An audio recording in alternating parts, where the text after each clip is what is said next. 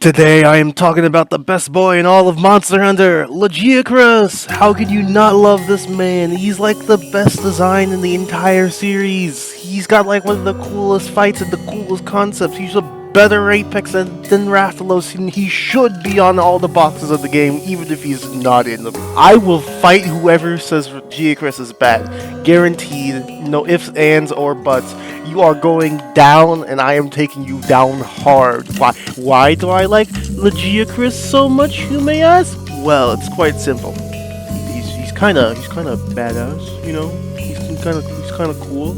Also, I may have some like childhood memories involving him, but that's not important. What matters is he is Logia Chris, and he is the good boy that he deserves, and I want to give him head pats and lots of love, and that's what this video is about. I promise there will be actual lore and not just me gushing about this beauty's beast the entire time. No promises if I do it throughout the lore, but hey, I gotta have some personality every once in a while. Let's get the basics out of the way. The lore and how he is who he is and whatnot, which is, you know, very important and makes me love him even more, but it is very rudimentary to how he's actually designed. So I'm just gonna run past it real quick. Logia Chris is basically the king of the seas if Rathalos is the king of the skies. He is the apex of the sea. Very territorial everywhere, really, necessarily. So that means he can show up when he pleases, because he should, and everyone should be happy when he does, unless you're in Monster Hunter Try, but hey. His main food is meat. Anything that lives, fair game. Doesn't matter what, to me, at least. I don't know what he truly fully eats. The weird Aptonoff of the sea guys, I don't know. I mean, I saw him eat a Aptonoff in one of the opening cutscenes, so I guess that it can be some of his food. That's unimportant. Now, I want to talk about why he's the king of the sea. 2 words: water, electricity. I just want you to imagine how good of a hunting technique that is. You know, zapping your prey, but it's amplified because, you know, it's in water.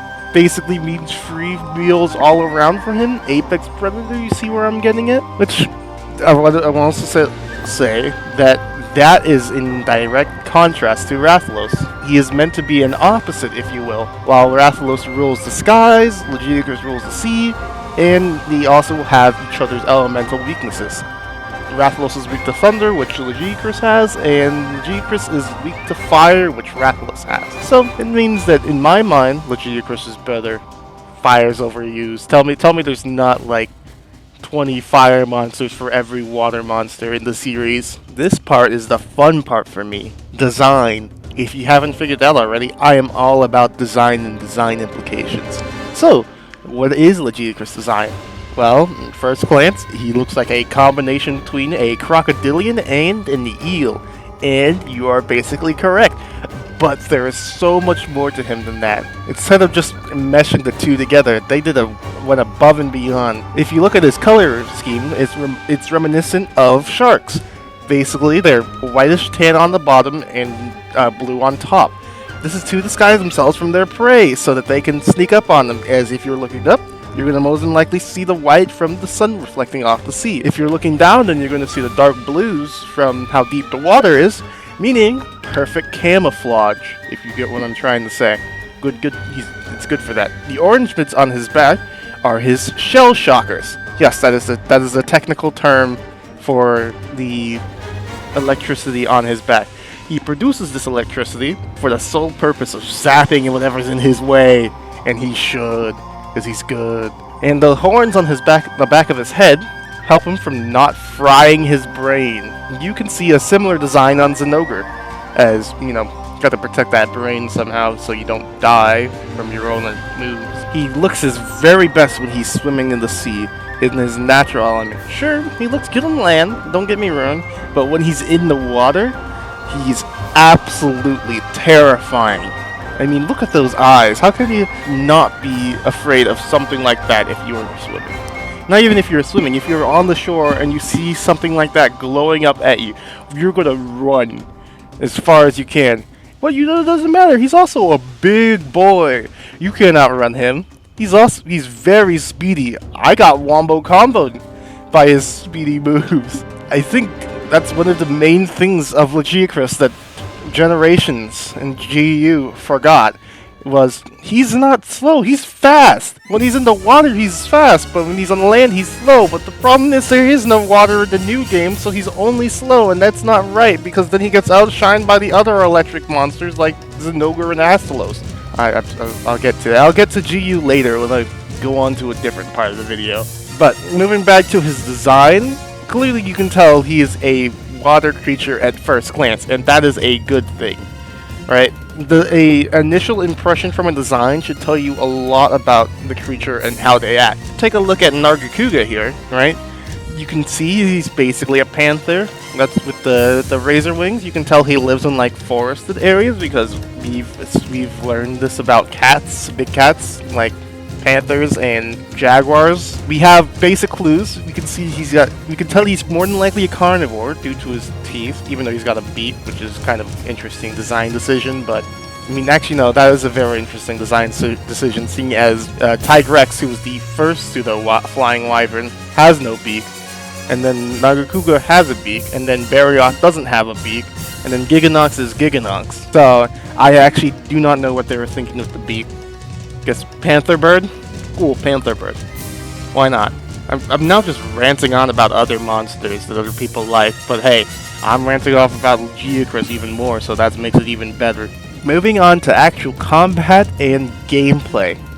I just want you to know that my mic cannot actually handle the amount of hype I am putting into my voice, because it has zero quality control, but that doesn't even matter. Gameplay. I'm going to start off with Monster Hunter Tri and then move to Monster Hunter Generations Ultimate in terms of gameplay. In MH Tri, specifically 3U is the one I was playing, Logia Chris is most often fought in the water. That's his domain. You enter his house, alright? You go by his rules. When fighting Logia Chris, he will often no, that's not even the right word. He'll often lunge at you. He comes at you with blazing speed as he tries to rip your face off, and he probably will if you're not careful. His electricity is also just a little extra added bonus to his damage. And me with my poor Sand Barioth armor and non-existent Thunder Res cannot handle that. I probably should have just filmed a high rank one instead of a G rank one. My bad. But when he's on land, he becomes kind of crippled in my opinion. There's not a lot he can do. He can still kind of dash around on the floor and shock the area near him. But when he's on land, he's got so much fewer moves than he does when he's in water, which makes sense seeing as he is a aquatic predator and he primarily hunts in water. But to neuter his fight like that, I feel like takes away some of the danger of Logia Chris. I don't know. Other notable moves that people kind of tie in with Logia Chris are he's the first monster with a true Thunder Fireball type projectile. I mean, the only other monster that was kind of close before was Kezu, but that always ran along the ground and was an instant paralyzed because that's fun game design. But my boy here, it's not enough just to be shooting these electric balls of goo at you. They are also his mucus. That's how he does it. He charges up his mucus and then hurls it at you. Very cool. Back to when he's in water for a quick moment. That's when his electricity is the most dangerous, as it gets a bigger area of attack. Because, you know, it makes sense, you're in the water and that's electricity. You don't want to be anywhere near that. If it was anywhere near lore accurate, you'd be dead where you stood, more than likely. But, you know, that's not fun gameplay. It would be for me, because I love Logia Chris, but hey. In GU, Logia Chris came back, right? I was happy he was in the game. That was actually... I mean, it was my second time fighting him, but I also played the games in a weird order, so it's not like 3U was my first. But also, I also had GU before I had 3U, but then I played through 3U before I played through GU. So, it's a confusing mess, but Logia Chris and GU basically wasn't I didn't feel like he was Logia Chris by the time I got to him. I was so happy in GU when I was like, oh my gosh, Logia Chris is here. I'm so ready to fight him. And then I was sad that his fight felt so different from how it felt in 3U. Even on the on-land portions, he just was easy, if you will, for his tier. Because he was in that same higher-esque tier of monsters with the Fated 4 and Rathalos and other apexes of that like, but he was by far the slowest, one of the slowest in that tier. He was still faster than Gamut, but everything's faster than Gamut. Also, Gamut's my like third or second, I don't know, favorite monster. I really like Gamut too. I'll make my favorite monster list here in the future. I think that will be a grand idea. But they focus on a lot of his area electrical attacks. So he's got these big AoEs, right? But then that just made it easy in GU because half the hunting styles basically just had a free avoid anyways. So, like, his AoEs didn't matter, as AoEs are the easiest type of moves to dodge in GU and Generations. I mean, I'm still happy to see him back. I want to fight a Hyper G rank one, but I haven't unlocked the Hyper quest for him yet. I'm trying to figure out where that is because I want to make Hyper G. I want to use the Logia Chris stuff. All right, and that's I think it's kind of messed up how the way the monster in the community reacts to their favorite monsters is. I love this monster. Here, let me murder it tens and thousands of times so I can make a full armor set and weapon to wear around, just so I always have a part of it with me. That's very nice. I enjoy it. To be fair, I do the same. I am by no means a saint compared to the others. We can't talk about Logia Chris without mentioning his siblings. His kind of forgotten, unimportant, totally useless, unnecessary sibling and younger sibling who is just as cool as the older sibling, and he tries to be just as cool, but he doesn't realize that he's actually just being cooler. Alright, let's start off with the forgotten child, Ivory. Much less forgotten as is more like ignored. Ivory Logia Chris was Monster Hunter's method of future-proofing Logia Chris. Well, all those moves I mentioned and the changes that were made in GU to Logia Chris were the moveset of Ivory Logia Chris essentially, including all the AoE stuff, which in a game that doesn't have good dodging or responsive actions, you can imagine how annoying that would be. But since he was the method of future-proofing, this Ivory Logia Chris, this little Logia Chris right here, rejected his family and moved to the surface where he decided to stay and is going, I like the land more than water now. I must stay up here and develop my hunting tactics more. Except he's still super slow on the land, so it doesn't really... Despite basically Ivory being the future-proofing idea for Logia Chris, it only ended up being used once, and that was in GU and Generations for a single gen game, that being the 4th gen side games. So, you know, not the best future-proofing. It's fine, because we get to talk about the cool one. My man, Abyssal Logia Chris. If you thought normal Logia Chris was intimidating already, then this man is like... Let's just say... let me use this as an example, right? Normal Logia Chris, in terms of like absolute coolness, is The Rock. And then Abyssal Logia Chris is The Rock times 3 plus Ryan Reynolds. Alright? This man is an absolute unit. He is a fully aquatic. He's looked at his Ivory brother and went, you're whack. And he looked at his older brother, Logia Chris, normal Logia Chris. And he went, you're pretty cool. I like that. I'ma follow you, but I'ma do a step up. And went fully aquatic. Submerged himself in the bottom of the sea. Power of Elder Dragons on his side. He is an absolute beast, and he deserves every single bit of... Despite being only in 3U, I believe. I haven't played Tribe, but I think he's only in 3U as a G-Rank exclusive. He is by far my favorite fight even though I haven't even beaten him yet, because I am not high enough level to fight him yet, because I've only done the event quest, which is harder. So until I get that point, I will be using the footage where I die repeatedly to him to show off how badass he is. And he is. Alright? I mean, first of all, color palette change? That is that black on electric blue? That is something else. He is the epitome of intimidating. Logia Chris was camouflage. Then Abyssal Logia Chris is the one guy disguised as a tree. So you are already dead. You won't see him coming, and you probably won't ever see him. In fact, because he is at C4, bottom level, doesn't need to come up for air because he don't need it. He is in the deepest, darkest depths of the entire ocean, and he rules it there. To be fair, probably things like Narcarcos or Sedeus down there, but we don't care about those. We care about Abyssal. Abyssal being an absolute unit. And his attack. Alright, I gotta talk about his attacks before I continue to gush on for another hour, or however long I'm trying to do this video for. Look at alright, his attacks. He's got those AoE shenanigans, right? Except they work underwater compared to above land, where we have 360 degrees of movement, to some hunters' dismay, but I actually quite enjoy water combat. I know, I'm weird. Alright, I also enjoyed siege fights, time to crucify me. But this man makes underwater tornadoes.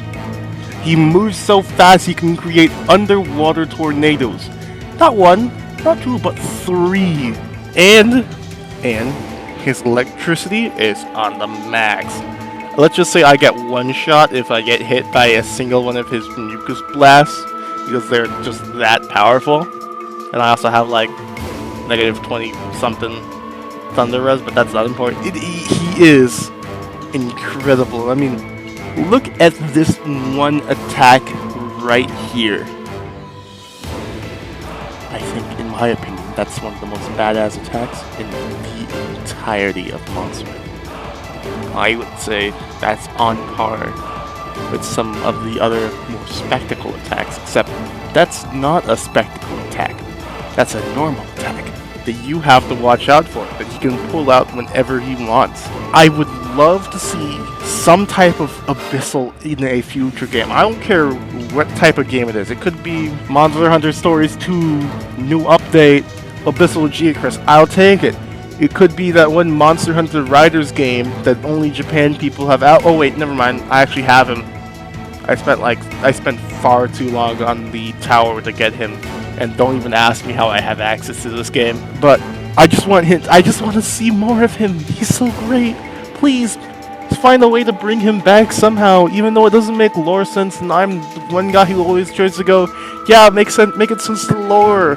But I don't care anymore. I just want him. I just want him in all his precious glory. If they can redo Raging Brachydios in Monster Hunter World and give him his whole arena closing shenanigan, they should do something like, I don't know, the flooded forest is a tiny bit more flooded, and Abyssal Logia Chris, after his millennia in the bottom of the sea, decides, okay, I'm gonna go up for air just for a tiny bit, and we fight him. I just want him.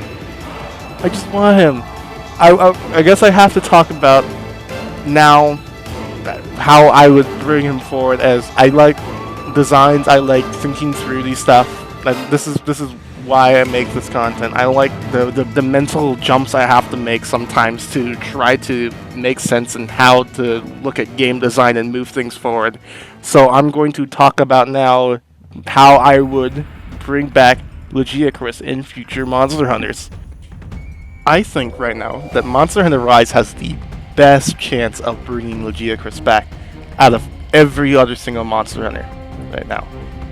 I mean, I do know they tried to bring him back in World and in Iceborne, but my man was literally too thick to fit on the terrain in Monster Hunter, so they had to cut him not once but twice from Monster Hunter World and Iceborne. He was just too. He couldn't handle it. He needed to hit the gym. It's been so long since he's been truly in a game that he had to hit the gym so he could actually fit on the ground. But it must. They just want to. Alright. I want to bring up a certain monster I think actually serves as a good catalyst for why Logia Chris would be best in Rise. A simple little monster called Somnicant. Right? It's a brand new monster introduced in Monster Hunter Rise. It's a Leviathan similar to that of Logia Chris, you know, the best Leviathan. It is based off a Japanese yokai. That Japanese yokai being a mermaid, which you can kind of tell with its fin that's supposed to represent hair, and Japanese mermaids are a lot more terrifying than the Western idea of mermaids. But why do I bring up such a random new monster for why Logia Chris should be back in the game? Well, it's quite simple, really. Look at how Somnicant moves in the water, right? It swims on its back, kind of like an otter, and it does so in the shallows. I mean, alright, yeah, but there would have to be enough water in the map to support that. Well, basically, 3 out of the 5 main Rise maps all have half of their map in water. Those being the Frost Islands, Flooded Forest, and the volcano. I can't remember the specific name of the volcano, but it's the volcano. I just remember the Cold and Blue Flame song. Banger. Absolute banger. Just like Logia Chris. That's one detail that I think a lot of people overlook in Rise. There's just a lot of water everywhere. Like, the entire bottom of the volcano is flooded, and this entire lake, underground lake, the Flooded Forest is in the name. It's the Flooded Forest. And this was a map back from Monster Hunter 3, which already had water zones, and they turned those, instead of just getting rid of the water zones like they did to Moga Woods in Monster Hunter Generations and GU, they decided to instead keep the water zones, but make them, I guess, less flooded. So you can actually traverse through those same zones that were back in the day in Monster Hunter Tri, but now on ground, on foot, instead of swimming. And look at the Frost Islands. The majority of the Frost Island map is water. So, and with the way Somnicant interacts, you can also find Somnicant on all 3 of these maps. I didn't find one on the Frost Islands, even though I know there's a quest. It's just I'm too lazy and I'm trying to get a lot of footage, so don't judge me, don't judge me. The way Somnicant interacts with the water is honestly impressive, and it looks good while doing so too. And even a monster like Almudron, even though he technically digs underneath the mud, right?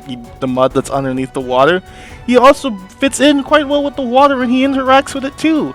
So, what's to say that Logia Chris, if he were to be brought into Rise, wouldn't be able to interact with the water? It would make sense. Make him, like, float along the surface of it and give him some of his moves that he would have had in 3U or something, or not. But give him that movement, that mobility. Finally, make him fast again. No longer is he a slow fight, especially since all the monsters in Rise are a quick and fast-paced fight. It would make so much sense to have him be moving around in the water, and give him a turf war with Rathalos while you're at it. Make him absolutely crush Rathalos, and Magnamalo, and Teoster, and Kushala, and All Mother Narwa. Yeah, make him crush all those. They deserve it because he's just better. And I want to talk about another thing, since I'm so much about Monster Hunter lore and how they go into these game designs. They said in an interview that each monster in Monster Hunter Rise's roster was based off of a Japanese yokai of some kind, right? Somnicant being a Japanese mermaid, like I said, Tetranadon being a Kappa, Acnosam being the parasol demon, right? You get the idea. But Logia Chris might not necessarily have a spot if that's the case. And that's where I bring you to Monster Hunter Rise Sunbreak. If you take a look at their flagship for the game, he is very much so a vampire-esque monster. He's got some vampire influence, so we might be getting a European setting. I think it's confirmed pretty much at this point we're getting a European-esque setting with the knights, and how Rondine's is probably going to be the one to take us back to like a kingdom type place. And if we look at the map, it's the map that they've showed off. It's basically this type of castle, right? So I present to you the Loch Ness Monster. right? Yeah, we know about it. Logia Chris basically is that design, and if Loch Ness Monster is far too specific, right, then we can just go for a general sea monster. And sea monsters in a lot of European tales are very snake-like creatures.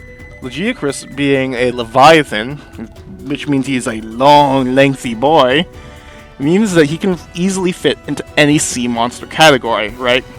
And even more specific, or less specific if you want to get more serious, the idea of how Logia Chris functions is he's basically the idea of a storm at sea given a flesh body of a badass lizard monster dragon.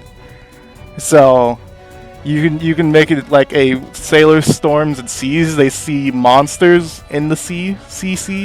So that's the great idea of how to bring him back in Rise. I feel like where the way he functions and the lore implications for why he should be back. I suppose I should go into more specifics on how I want his fight to function in Rise. Well, you see, bringing back up the Somnicanth example, I want him to be moving through the water, able to like wade through it, even though it's kind of, knee level. It should be fine, seeing as I feel like there's a lot of water for no reason in a lot of the Rise maps, and only a couple monsters take advantage of the fact that there's a lot of water, and I think more monsters need to take advantage of that fact that there's a lot more water, and Logia Chris absolutely can take advantage of that. Unlike Generations Ultimate, I'd rather him focus more so on his dashes, like charging into you, than his AoE shenanigans. Because in Rise, we have a lot of tools at our disposal that would stop his AoE stuff from being very deadly. Even if he does have that movement, we could either wire bug up in the air or wire bug off to the side and dodge it. So I think a lot of it, he should have a lot more dashes that chain into other moves. And I'd say, even though I'm not the biggest fan of Ivory Logia Chris, give him Ivory Logia Chris's range attack instead of the one that he got from GU, where it's just the 3 different explosions. Give him the big line across. Right? That would definitely throw some players in the loop, as it did to me, where I'm not the best at fighting Ivory, I'll be honest. He outplayed me one time because I bonked his head. I think that's, honestly, I would love that so much for him, as that would give him some breath of life and make his fight feel so much more different than just a big lizard with electricity. Make him feel like he deserves his Kings of the Seas title. I actually don't know his title. You think I would. But I just know ad nauseum at this point that Rathalos is the King of the Skies. So, please, there's every reason you can bring Logia Chris back in Monster Hunter Rise Sunbreak. I feel like if he doesn't come back now, then it would be hard to bring him back in future titles, and it would be hard to make him feel like he belongs in future titles. I'm so glad I was able to get a lot of this off my chest. Logia Chris is, if you can't tell, my favorite monster of all time, and one of my favorite fights too. So it just pains me to see that each attempt to bring Logia Chris into a new light in Monster Hunter is just come off so poorly. He deserves all the love and affection he can possibly get, but it's just so hard to, I guess, translate his fight, because he is so tied to the underwater combat mechanic that it makes it hard to create new and interesting fights for him that don't just feel like another Leviathan on the land. Even Royal Ludroth, who's in Rise, doesn't really feel too unique. He's got so he does have more movement, don't get me wrong, but it's just still feels like Royal Ludroth from GU. I'll leave it with, I love Logia Chris, I want to see more of him, and I hope you love Logia Chris, but not as much as I do, because only I can love Logia Chris as much as I do, and I will fight. I'm just in a fighting mood, I'll fight anyone at this point, honestly. I thank you for watching if you made it this far. My annoying little sister has a podcast called Two Losers Talk About ... everything. on Spotify. She does a lot of different content than me, mostly talking about musical theater and Greek mythology. So if that's your thing, check it out. I don't know. I'll help her. I want to help her out, and I hope she helps me out in the future. But I I hope you have a wonderful rest of your day, night, evening, whenever I finish doing this and you watch it. I don't know. And uh, I don't have an outro. I've never developed an outro. Why haven't I developed